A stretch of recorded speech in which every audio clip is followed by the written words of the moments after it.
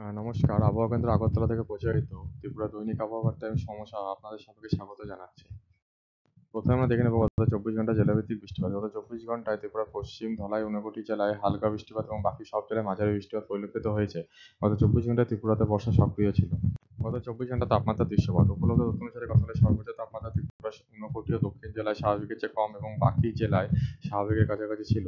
গতকালের সর্বোচ্চ তাপমাত্রা রেকর্ড করা হয়েছে 32.0 ডিগ্রি সেন্টিগ্রেড আগরতলাতে। উপলব্ধ তথ্য অনুসারে আজ সকালে সর্বনিম্ন তাপমাত্রা ত্রিপুরার সব জেলায় স্বাভাবিকের কাছাকাছি ছিল। আজ সকালে ত্রিপুরার সর্বনিম্ন তাপমাত্রা রেকর্ড করা হয়েছে 23.1 ডিগ্রি সেন্টিগ্রেড কমলপুরে। আগামী 24 ঘন্টার জন্য আবহাওয়ার আভাস। বৃষ্টিপাত। আগামী 24 ঘন্টায় ত্রিপুরার সব জেলার অধিকাংশ জায়গায় বৃষ্টিপাতের সম্ভাবনা রয়েছে। সতর্কতা। ত্রিপুরার সব জেলায় বজ্রবিদ্যুতের সম্ভাবনা রয়েছে এবং দক্ষিণ ও সিপাহীজলা জেলার 1-2 জায়গায় অতি ভারী বৃষ্টিপাতের সম্ভাবনা রয়েছে। আগামী 24 ঘন্টার জন্য তাপমাত্রার আভাস। সর্বোচ্চ তাপমাত্রা 28 থেকে 32 ডিগ্রি সেন্টিগ্রেডের মধ্যে, যা স্বাভাবিক বা তার থেকে কম, এবং সর্বনিম্ন তাপমাত্রা 23 থেকে 26 ডিগ্রি সেন্টিগ্রেডের মধ্যে, যা স্বাভাবিকের কাছাকাছি থাকার সম্ভাবনা রয়েছে। আমাদের পরবর্তী দৈনিক আবহাওয়া বার্তা প্রচারিত হবে আগামীকাল অর্থাৎ 20 আগস্ট 2024। ধন্যবাদ।